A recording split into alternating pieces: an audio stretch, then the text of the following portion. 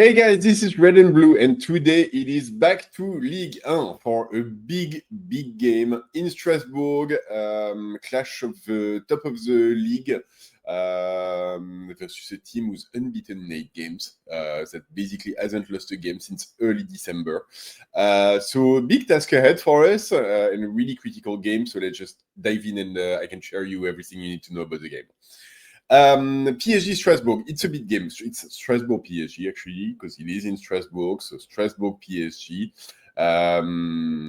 Really big game. A team of Strasbourg that sits 7th in Ligue 1. So not quite, top of the table, but still like high enough in the ranking. And a team which, created untold problems for us when they came to the Parc des Princes back in October, a game that went a bit crazy, that ended up 3-3. And a game which is critical for us because Lens managed to win their games this weekend against Le Havre, 1-0, barely, but won it. So they're actually back on top of Ligue 1 for now. And so we need either a win or a draw to take back the top spot, which is definitely something that we want. We played a big Champions League game midweek when Strasbourg didn't have any European football to play, because apparently something I learned actually like this week, in the Conference League, the group stage is only 6 games and not 8 like in the Champions League, and so they were actually done before Christmas. And Strasbourg actually finished that group stage of the Conference League on top, number 1 in the rankings, in the Conference League. So obviously it's not the same level as the Champions League or even the Europa League for that matter, but still it says something. And it's a team that did go through some turmoil over the break with all of the Liam Rosenior / Bluco / Chelsea conversation. If you remember, or if you haven't followed that, they lost their coach Liam Rosenior, who went to parent club Chelsea, and so they changed coach. I think 3 games ago now. He's been replaced by Gary O'Neill, who's also coming out of the UK, who I think was most recently like a TV pundit, so commenting games on TV. He's taken over the Strasbourg team, and so far he's actually been doing really well. He's at 3 wins in 3 games, so things are clicking nicely. Their last game last weekend, they played against Lille and managed to beat Lille 4-1, which is a nice success, even if this Lille team right now is a little bit in free fall. And if you remember, we played them just before that and we actually beat them 3-0. But still, Strasbourg team, it's really it's not an easy opponent. It's personally not the kind of game I want to see 3 days after a Champions League game, especially away from home. It's not quite a must win, because even if a draw gets us back to the top of the table, but obviously after drawing against Newcastle, we do want to get back to winning ways. A big task ahead of us. The good news, when it comes to the players who are available for these games, we only have 3 players who are still out on injury. Kvaratskhelia, obviously, is the first one, since he got injured. Since he got injured against Newcastle. Engine 2 is the other one. He's not yet back. He's been injured for a while now. I think he started training again, but he's not quite yet match fit. So we'll have to wait a little bit more for the TT. And then the last one, sadly, we were kind of hoping he'd be back already, but it's Fabian Ruiz, who's still recovering from an injury that he's been carrying out for a few games now. And so those 3 players are out. On the bright side, we do get Kangin Lee back. We do get our recruit João Fernandes is available for this game. So we do have quite a few options, and we're not as stretched as we were even a few weeks ago. In terms of starting 11, I'll just jump into this. The general, once again, I say this with every game, but it's always hard knowing with Luis Enrique. The consensus in France, and I think with the media, is that we want to go in with as strong a team as we can because it is a big game and we can't really afford to drop that many points in Ligue anymore. So it's looking like, and what people are thinking is Safonov in goal, Hakimi and Nuno on the side of defense. Zabarni might come in and replace Marquinhos. We know Marquinhos. Like typically, Luis Enrique this season has been resting him after Champions League games, so we think that pattern is going to continue. So Zabarni with Pacho in central defense. In midfield, Vitinha definitely coming in at number 6 position. Zaire Emery slotting back into midfield. And then the third spot, a little bit of a question mark between Joao Neves and Mayulu. Joao Neves played, I think, 80 minutes against Newcastle, straight back from injury. So easy fit to start a game again 3 days later. It's a little bit of a question mark. It might be tempting to just slot in Mayulu at least for the beginning of the game and keep Neves as an option for later on. We'll have to see what Luis Enrique wants to do with this. And then up front, general consensus would be a line of 3 with Barcola on the left, Dembele in the number 9/false 9 position, and Doué on the right. So hopefully Doué will do better than what we've seen in recent games. That home game that we played against Strasbourg in October, he had a really good performance back then. So hopefully it's a good memory and he can use that to come back to the top of his game. On the Strasbourg side, we have a couple of things which are actually playing out in our favor. The first one is that the anchor, the top players that they have in midfield, who's Valentin Barco, is actually out for this game. I believe he's suspended.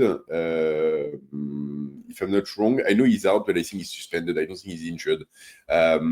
So yeah, he's out anyway. And so really the question is going to be who replaces him. And then up front, their captain and top striker, Emega, is also coming back from injury, and so likely not going to be starting, even if they have Panicelli as a replacement who can slot in. And he's also a great player. It's still a little bit better for us. In terms of tactical shape, it is likely that they play in a 4-2-3-1. I'm saying it's likely because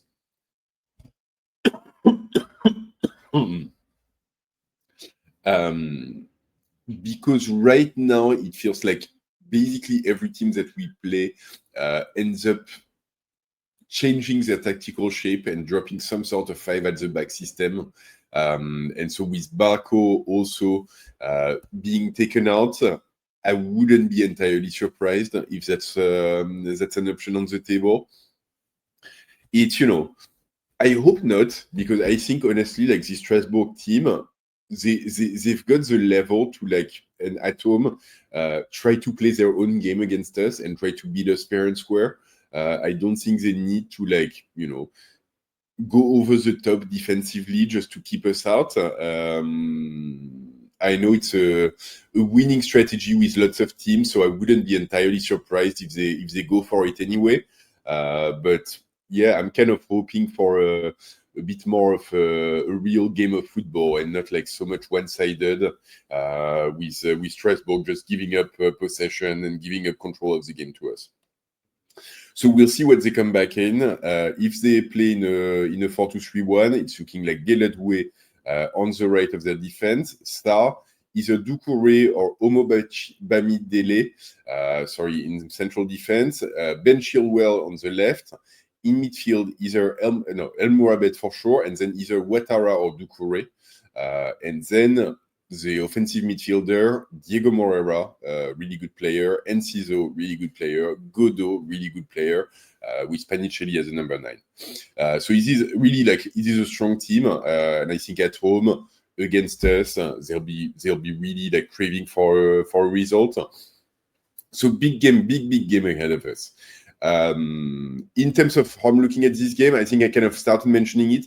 I'm hoping that Strasbourg doesn't play too defensively, that they actually try to play their game. I remember like the game in the Parc des Princes, they did come in and try to play a fairly offensive game. So I'm hoping that's still the case, even with a new coach. I do think that, yeah, it's a really hard one to forecast because, like, on paper, I do think we've got more talent on our side, even if, like, I've got mad respect for the Strasbourg team and players. I do think we've got more talent, but at the same time, we know that PSG, like, humbly speaking, like, we're not at our best right now. We're not anywhere close to our best. So I'm hoping we see PSG kind of on an upward trajectory, because I think in terms of control of the game, in terms of physicality, in terms of counter-pressing, I've been saying it for a few games. It feels like a lot of things are starting to come back and fall into place, but we're still missing for that control to be over extended period of time, and we're still missing being able to convert it into goals, and really like find that killer instinct again up front, where, you know, if we dominate a game or parts of a game, that shows in terms of the scoreline. And, you know, that's going to be the big question mark for this game, against, like, you know, with all due respect, like, still, I would say an opponent that's not on the same level as the Newcastle, for example. Can we make progress in this area and just like score some goals, and have our attackers like find some of their edge again? I think it's going to be a big question. I think it's going to be a big task ahead of us.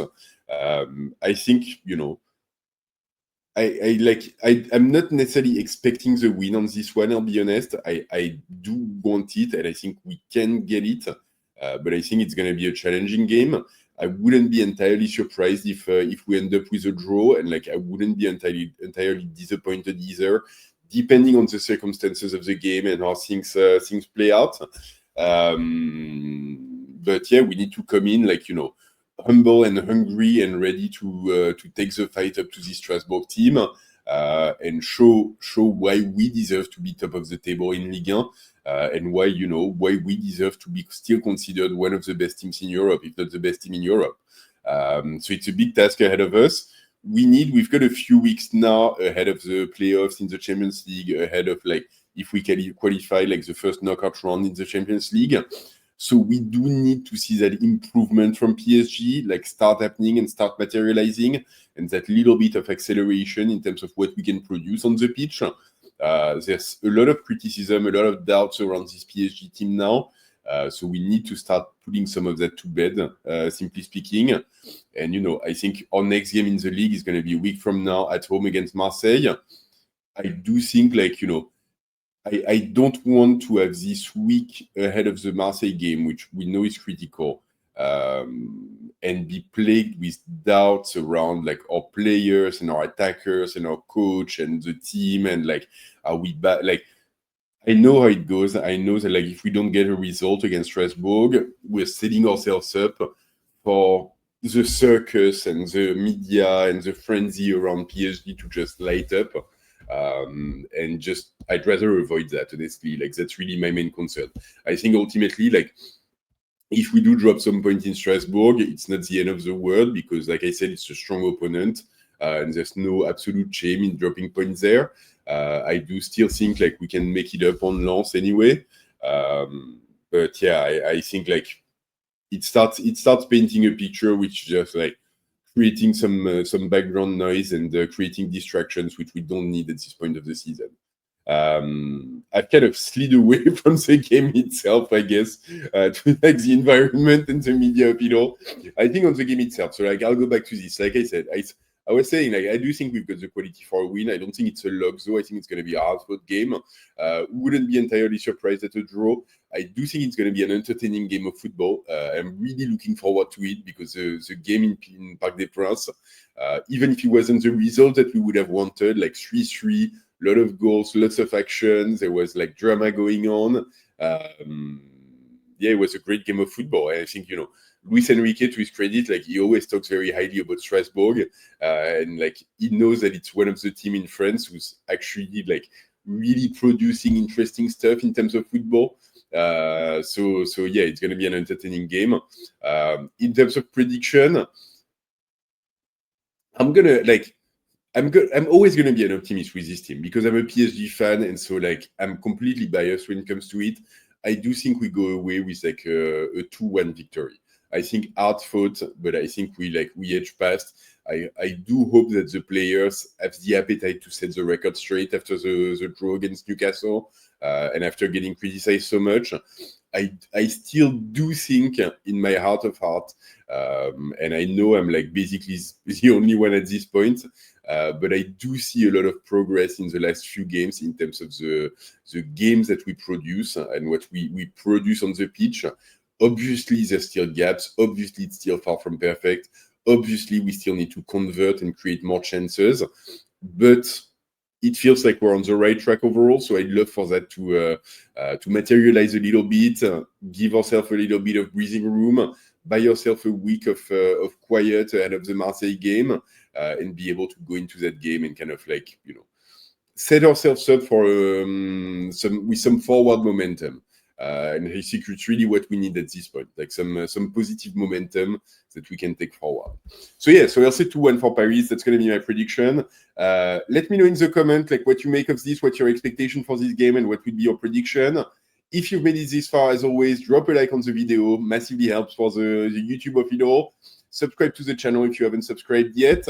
And even when we go east, ici c'est Paris!